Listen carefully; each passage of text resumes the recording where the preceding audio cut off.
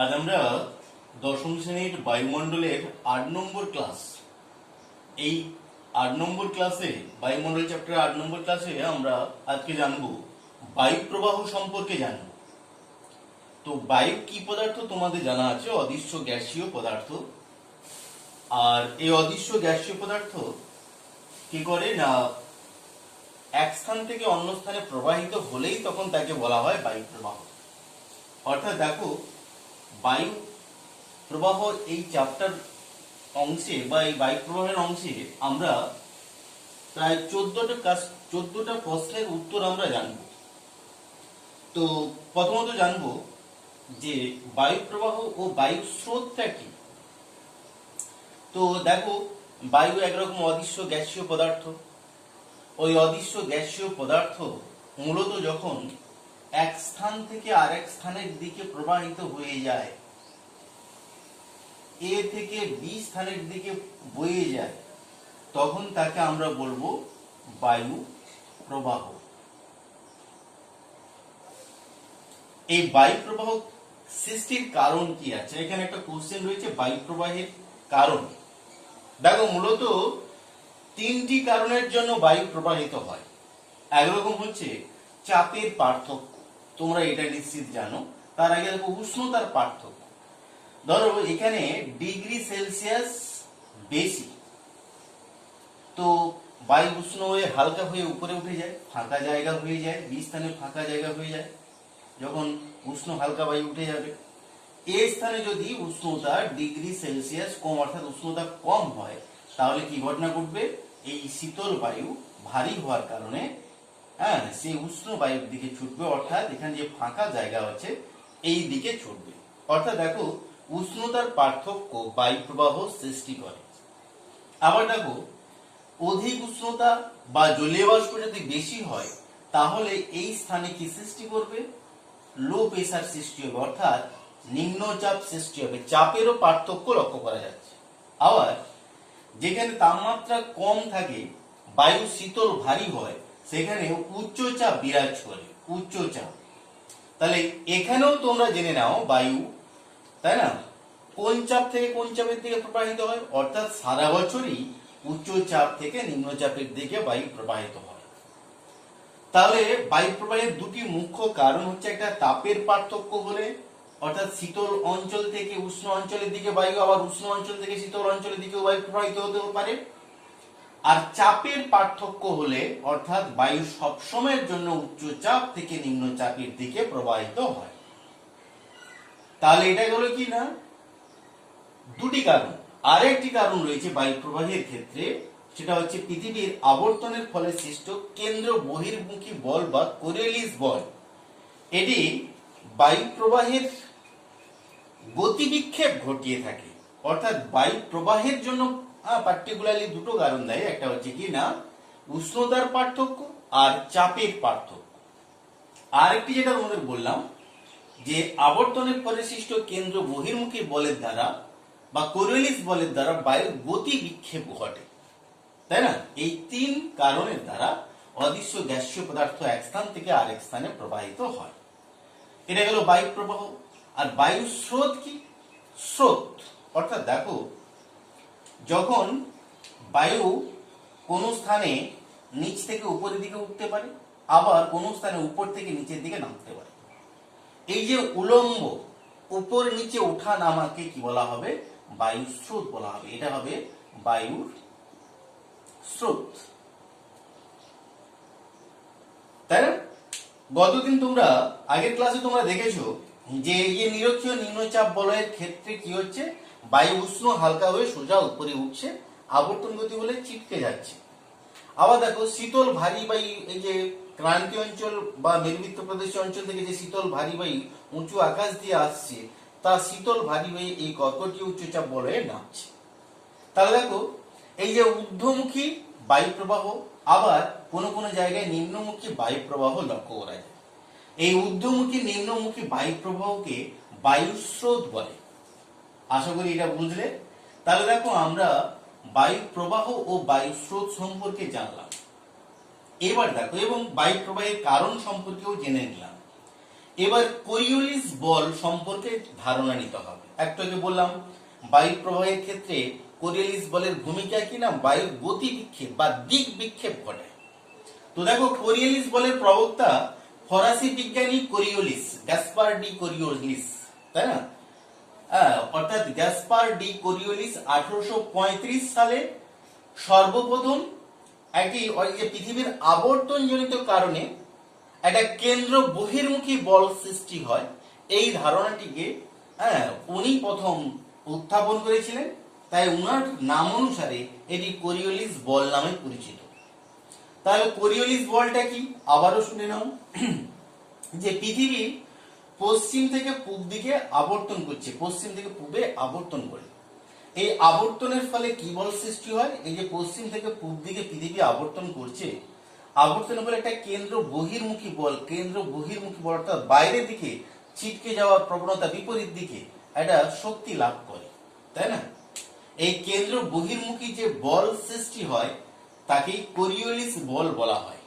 বিজ্ঞানী Coriolis, Gaspar D Coriolis সর্বপ্রথম এটি এই চিন্তা ভাবনাটি উত্থাপন করেছিলেন বলে তাকে কোরিওলিস বল বলা হয়।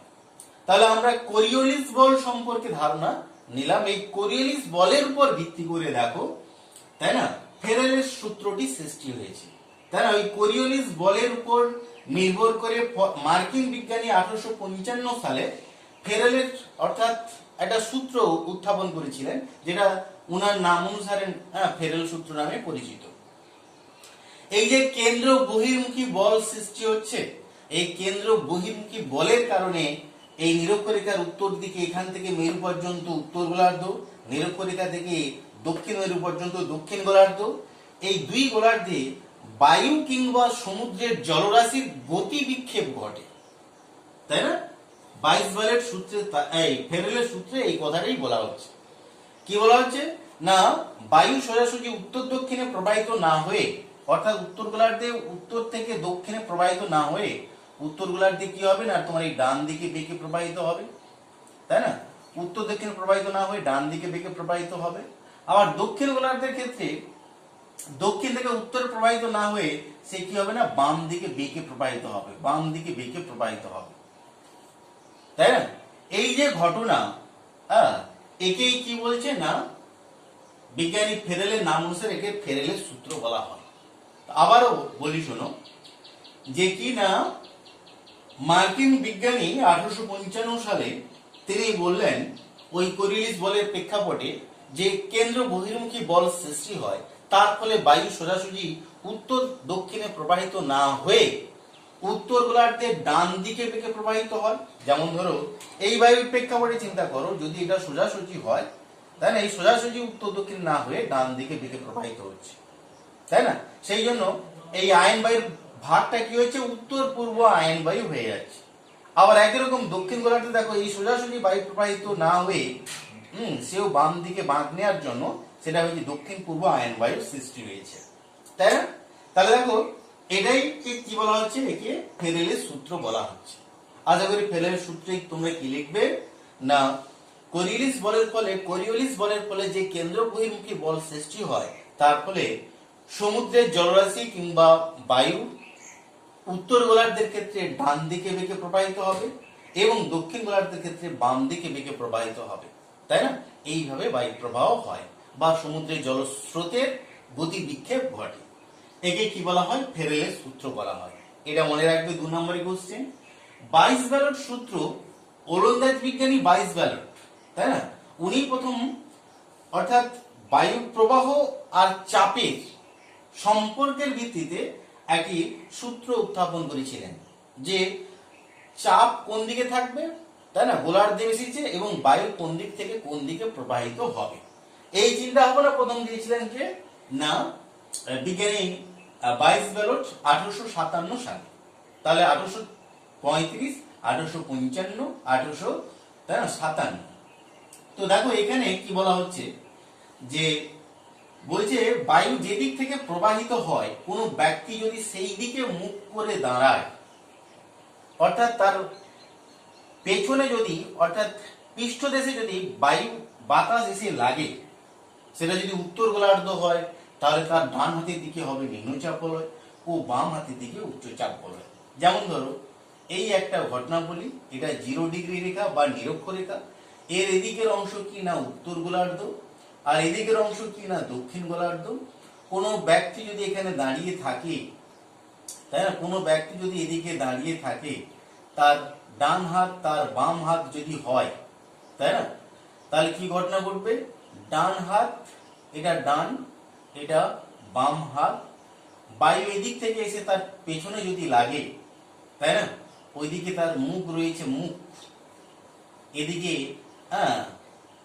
পৃষ্ঠদেশ, তাহলে বায়ু পিঠে লাগলো, পৃষ্ঠদেশে লাগা মানে তার ডান হাতের দিকে হবে উচ্চচাপ বলয়, উচ্চচাপ, আর বাম হাতের দিকে হবে নিম্নচাপ বলয়। আবারও বলি শোনো, বিজ্ঞানী ভাইসবালট বলতে চাইছেন বায়ু যেদিক থেকে প্রবাহিত হচ্ছে কোনো ব্যক্তি যদি সেই দিকে মুখ করে দাঁড়ায়, অর্থাৎ তার পেছনে বাতাস এসে লাগে, তাহলে উত্তর গোলার্ধের প্রেক্ষাপটে তার ডান হাত যেদিকে থাকবে, সেই ব্যক্তির ডান হাত যেদিকে থাকবে সেদিকে হবে উচ্চচাপ বলয়, আর বাম হাতের দিকটা হবে নিম্নচাপ। আর দক্ষিণ গোলার্ধে সম্পূর্ণ আলাদা, অর্থাৎ ডান হাতের দিকে হবে উচ্চচাপ, বাম হাতের দিকে হবে, তাই না, এই ডান হাতের দিকে হবে নিম্নচাপ, বাম হাতের দিকে হবে উচ্চচাপ। এই ধারণাটি প্রথম ভাইসবালট দিয়েছিলেন বলে একে ভাইসবালটের সূত্র বলা হয়। আবার বলছি শোনো, যে কি না বায়ু প্রবাহ ও চাপের সম্পর্কের বেসিসে বিজ্ঞানী ভাইসবালট একটি সূত্র উত্থাপন করেছিলেন। উনি বলেছেন বায়ু সোজাসুজি মানে উত্তর থেকে দক্ষিণে প্রবাহিত হয় না, চাপের সঙ্গে তার একটা সম্পর্ক রয়েছে। অর্থাৎ বায়ু প্রবাহর দিকে কোনো ব্যক্তি যদি মুখ করে দাঁড়ায়, তার ডান হাতের দিকে, তাই না, উত্তর গোলার্ধের প্রেক্ষাপটে তার ডান হাতের দিকে হবে উচ্চচাপ বলয় ও বাম হাতের দিকে হবে নিম্নচাপ বলয়। আর দক্ষিণ গোলার্ধের ক্ষেত্রে যদি হতো, এদিকে যদি তার ডান হাত হয় তাহলে এদিকে হবে তোমার নিম্নচাপ, তাই না, ডান হাত যদি এদিকে হয় তাহলে ডান হাতের দিকে হবে নিম্নচাপ, আর বাম হাতের দিকে হবে, তাই না, বাম হাতের দিকে হবে উচ্চচাপ। এই সূত্রটি প্রথম উত্থাপন করেছিলেন বিজ্ঞানী ভাইসবালট, তার নাম অনুসারে এটি ভাইসবালটের সূত্র নামে পরিচিত। আশা করি ভাইসবালটের সূত্রটাও তোমরা এইভাবে মনে রাখবে, তাহলে মনে থাকবে। এবার চলে আসো, এখানে বায়ু প্রবাহ সংক্রান্ত কতগুলো শর্ট কোশ্চেন, তাই না, যে বায়ু এক স্থান থেকে আরেক স্থানের দিকে প্রবাহিত হয়, এই বায়ু প্রবাহের দিক নির্ণয় করা হয়, অর্থাৎ কোন দিকে, উত্তর পূর্ব দিকে, না উত্তর থেকে দক্ষিণে, না দক্ষিণ থেকে উত্তরে, না পূর্ব পশ্চিমে বায়ু প্রবাহিত হচ্ছে, এই দিক নির্ণয় করার জন্য, তাই না, বাত পতাকা ব্যবহার করা হয়, বাত পতাকা ব্যবহার করা হয়। বায়ুর দিক নির্ণয়কারী যন্ত্র হচ্ছে বাত পতাকা। আর বায়ুর গতিবেগ পরিমাপ করা হয়, অর্থাৎ বায়ু কতটা বেগে প্রবাহিত হয় সেই গতিবেগ পরিমাপ করা হয় অ্যানিমোমিটার যন্ত্রের সাহায্যে। অ্যানিমোমিটার যন্ত্রের সাহায্যে বায়ুর গতিবেগ পরিমাপ করা হয়। আর এই গতিবেগ মাপা হয় নট এককের সাহায্যে, নট এককের সাহায্যে, বা KNOT, যন্ত্রণাটা হসন্ত বা KNOT, নট এককের সাহায্যে বায়ুর গতিবেগ পরিমাপ করা হয়। এখানে 1 নট সমান 1.877 কিমি পার আওয়ার, তাই না, 1 নট সমান 1.877 কিমি পার আওয়ার। তাহলে গতিবেগ জানলাম। আর বায়ু প্রবাহের তীব্রতা পরিমাপ করা হয় বিউফোর্ট স্কেলের সাহায্যে। বিউফোর্ট স্কেলের সাহায্যে বায়ু, তাই না, প্রবাহের তীব্রতা, বায়ু প্রবাহের তীব্রতা পরিমাপ করা হয়ে থাকে। তাহলে আমরা আপাতত ভাবে, তাই না, কি কি জানলাম, বায়ু প্রবাহের দিক নির্ণয়কারী যন্ত্র বাত পতাকা, বায়ু প্রবাহের গতিবেগ পরিমাপক যন্ত্র অ্যানিমোমিটার, আর পরিমাপক একক নট, আর বায়ু প্রবাহের তীব্রতা পরিমাপ করা হয় বিউফোর্ট স্কেলের সাহায্যে। তাহলে আমরা আপাতত 6টা কোশ্চেনের অ্যান্সার জানলাম। এবার জানবো, তাই না, বায়ু প্রবাহের শ্রেণীবিভাগ সম্পর্কে জানবো। বায়ু প্রবাহের শ্রেণীবিভাগ সম্পর্কে আমরা এখন জানব। তো দেখো, এই অদৃশ্য গ্যাসীয় পদার্থ এক স্থান থেকে আরেক স্থানের দিকে প্রবাহিত হওয়াকে বা বয়ে চলাকে বায়ু প্রবাহ বলে। এই বায়ু প্রবাহের শ্রেণীবিভাগ এখানে করা হয়েছে, দেখো, তাই না? প্রধানত 4টি ভাগে ভাগ করা হয়েছে। একটা হচ্ছে কিনা নিয়ত বায়ু, সাময়িক বায়ু, স্থানীয় বায়ু, আকস্মিক বায়ু, তাই না? আকস্মিক মানে অল্প সময়ে হঠাৎই যখন বায়ু প্রবাহিত হয় তাকে আকস্মিক বায়ু বলে বা সাডেনলি উইন্ড বলে, তাই না? এর আবার ঘূর্ণবাদ, প্রতি ঘূর্ণবাদ দুটো ভাগ রয়েছে, ঘূর্ণবাদের আবার দুটো ভাগ, তাই না? ক্রান্তীয় ঘূর্ণবাদ, নাতিশীতোষ্ণ ঘূর্ণবাদ, পরের ক্লাসে এগুলো আলোচনা হবে। স্থানীয় বায়ু, যে বায়ু একটা সুনির্দিষ্ট স্থানে প্রবাহিত হয় তাকে কি বলা হবে? স্থানীয় বায়ু। আকস্মিক বায়ু শুনলে, একটা সুনির্দিষ্ট স্থানে প্রবাহিত হলে স্থানীয় বায়ু। প্রকৃতি অনুসারে স্থানীয় বায়ু দু প্রকার হবে, একটা উষ্ণ প্রকৃতির স্থানীয় বায়ু, শীতল প্রকৃতির স্থানীয় বায়ু। এই উষ্ণ প্রকৃতির স্থানীয় বায়ু কতগুলো নাম: লু একটা উষ্ণ প্রকৃতির স্থানীয় বায়ু, চিনুক একটা উষ্ণ প্রকৃতির স্থানীয় বায়ু, তাই না? ঠিক একরকম শীতল হচ্ছে মিস্টাল, বোরা, এগুলো শীতল প্রকৃতির স্থানীয় বায়ু। এদের সম্পর্কে আবার পরে ডিটেইলসে জানা হবে। সাময়িক বায়ু, যে বায়ু একটা সুনির্দিষ্ট সময়ে প্রবাহিত হয়, তাই না? যে বায়ু একটা সুনির্দিষ্ট সময়ে প্রবাহিত হয় তাকে সাময়িক বায়ু বলে। যেমন ধরো স্থলবায়ু, অর্থাৎ স্থলভাগ থেকে সমুদ্রের দিকে যে বায়ু যাবে, অর্থাৎ সন্ধ্যাকালে বা রাত্রিবেলা এই স্থলবায়ু প্রবাহিত হয়। আর সমুদ্র বায়ু, সমুদ্র থেকে স্থলভাগের দিকে আসবে, অর্থাৎ দিনের বেলায় যে বায়ুটি প্রবাহিত হয় তাকে সমুদ্র বায়ু বলে। মৌসুমী বায়ু, তাই না? মৌসুমী বায়ুর আবার দুটো ভাগ আছে, একটা গ্রীষ্মকালীন মৌসুমী বায়ু, একটা শীতকালীন মৌসুমী বায়ু, তাই না? দুটো স্থলবায়ু আর সমুদ্র বায়ুর উদাহরণ। যেটা গ্রীষ্মকালীন মৌসুমী বায়ু সেটা সমুদ্র বায়ুর উদাহরণ, আর যেটা শীতকালীন মৌসুমী বায়ু, উত্তর পূর্ব মৌসুমী, সেটা স্থলবায়ুর উদাহরণ। পরে আবার ডিটেলসে জানা হবে। এছাড়া পার্বত্য বায়ু, উপত্যকা বায়ু রয়েছে। এবার আসুন নিয়ত বায়ু, অর্থাৎ আজকে আলোচ্য বিষয় এই নিয়ত বায়ু সম্পর্কে ডিটেলসে আলোচনা করা হবে। তো নিয়ত বায়ু কাকে বলে? না, যে বায়ু এটা নিয়মিত ভাবে নির্দিষ্ট গতিবেগে একটা নির্দিষ্ট স্থান থেকে আরেকটা নির্দিষ্ট স্থানে সারা বছর ধরে প্রবাহিত হয় তাকে নিয়ত বায়ু বলে। আবার বলি শোনো, তাই না? অর্থাৎ নিয়মিত ভাবে একটি স্থান থেকে আরেকটি স্থানের দিকে একটা নির্দিষ্ট গতিতে, তাই না, যে বায়ু সারা বছর ধরে প্রবাহিত হতে থাকে তাকে বলা হয় নিয়ত বায়ু। নিয়মিত ভাবে এক স্থান থেকে আরেক স্থানের দিকে একটা নির্দিষ্ট গতিতে সারা বছর ধরে যে বায়ু প্রবাহিত হয় তাকে নিয়ত বায়ু বলে। এই নিয়ত বায়ুর ডিটেলস আজকে আমরা জানব। এই নিয়ত বায়ু কি গল্প রয়েছে দেখো, এর আবার ভাগ রয়েছে। এটি প্রধান 3টি ভাগে বিভক্ত, একটা আয়ন বায়ু, একটা পশ্চিমা বায়ু, আর একটা মেরু বায়ু। প্রত্যেকে আবার দুটো করে উপবিভাগ রয়েছে। তো আমরা ফার্স্টে জানবো নিয়ত বায়ু সম্পর্কে, জানলাম, পরিচয় দাও, তাই না? এবার এই নিয়ত বায়ুর সঙ্গে, তাই না, চাপ বলয়ের সম্পর্ক একটা 5 নম্বরের কোশ্চেন। নিয়ত বায়ুর পরিচয় দাও 5 নম্বর কোশ্চেন। কিংবা নিয়ত বায়ুর সঙ্গে চাপ বলয়ের সম্পর্ক আলোচনা করো। হ্যাঁ, এই কোশ্চেনটা তোমরা লিখে নাও। নিয়ত বায়ুর সঙ্গে চাপ বলয়ের সম্পর্ক, এই চাপ বলয় লিখেছি, এর সম্পর্ক আলোচনা করো। এটা 5 নম্বরের কোশ্চেন, প্রায় 1-2 বছর অন্তর অন্তর এই কোশ্চেনটা থাকে। তার জন্য এই চিত্রটা অবশ্য তোমাদের অঙ্কন করতে হবে। তো দেখো, নিয়ত বায়ুর পরিচয় বা চাপ বলয়গুলির পরিচয় হিসাবে আজকে আমরা ফার্স্টে জানবো কি না, আয়ন বায়ু।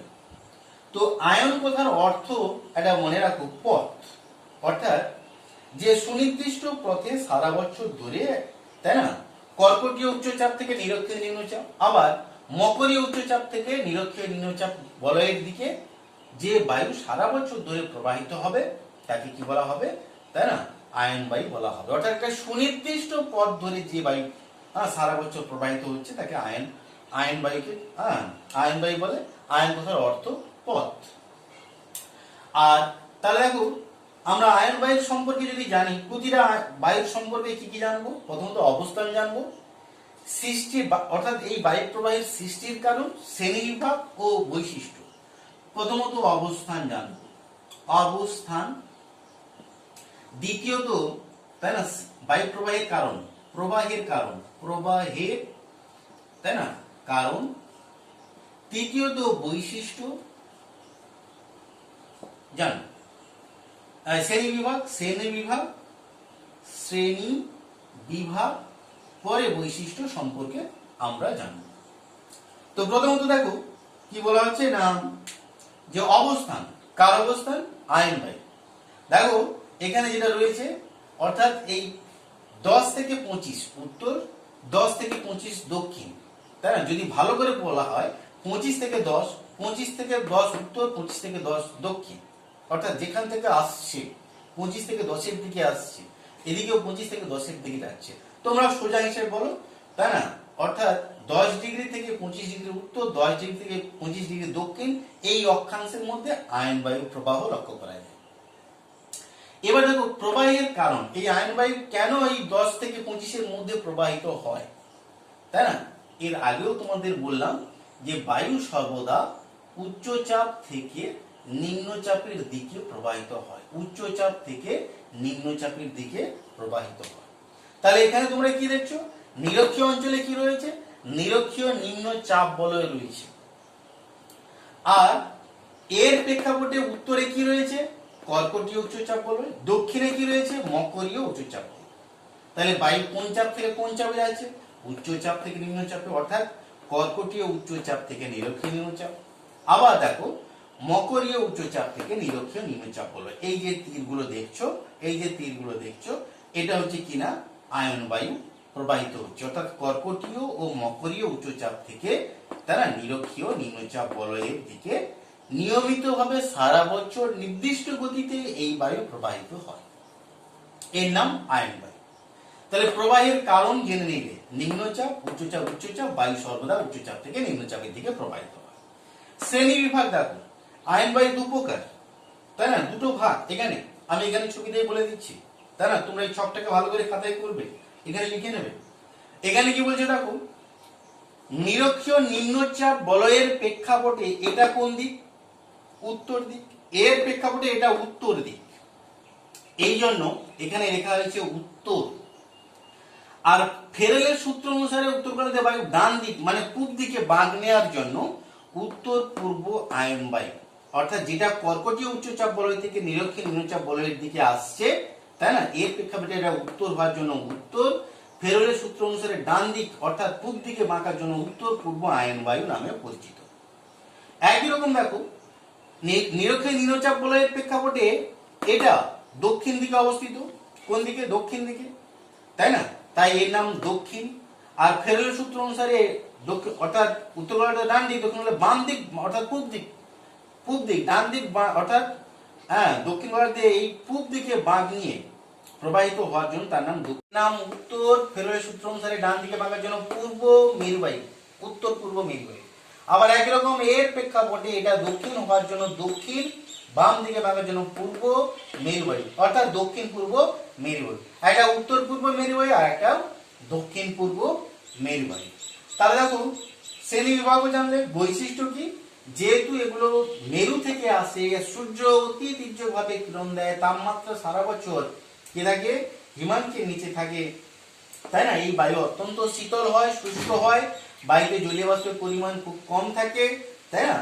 তবে এই মেরুবায়ু প্রবাহের ফলে কি ঘটনাটা ঘটে না, এই মেরুবায়ু প্রবাহের ফলে অনেক সময় তুষার ঝড় বা ব্লেজার হয়ে থাকে, তাই না। তাহলে আশা করি তোমরা নিয়ত বায়ু পরিচয়টাও জানলে, সঙ্গে চাপ বলয়ের সঙ্গে সম্পর্ক, আবারও ছোট করে বলি চাপ বলয়ের সঙ্গে সম্পর্ক, যেমন ধরো আয়ন বায়ুর সঙ্গে চাপ বলয়ের সম্পর্ক কি বলবে না, নিরক্ষীয় অঞ্চলে নিম্নচাপ বলয়, এর প্রেক্ষাপটে কর্কটীয় উচ্চচাপ থেকে আর মকরীয় উচ্চচাপ থেকে বায়ু ছুটে আসছে। দেখো নিম্নচাপ, উচ্চচাপ, এই কর্কটীয় থেকে যেটা আসছে উত্তর পূর্ব আয়ন বায়ু, মকরীয় থেকে যেটা আসছে দক্ষিণ পূর্ব আয়ন বায়ু। অর্থাৎ আয়ন বায়ুর সঙ্গে চাপ বলয়ের সম্পর্ক বুঝতে পারে, অর্থাৎ কর্কটীয় উচ্চচাপ বলয়, মকরীয় উচ্চচাপ বলয় থেকে নিরক্ষীয় নিম্নচাপ বলয়ের দিকে উত্তর পূর্ব দক্ষিণ পূর্ব আয়ন বায়ু আসছে।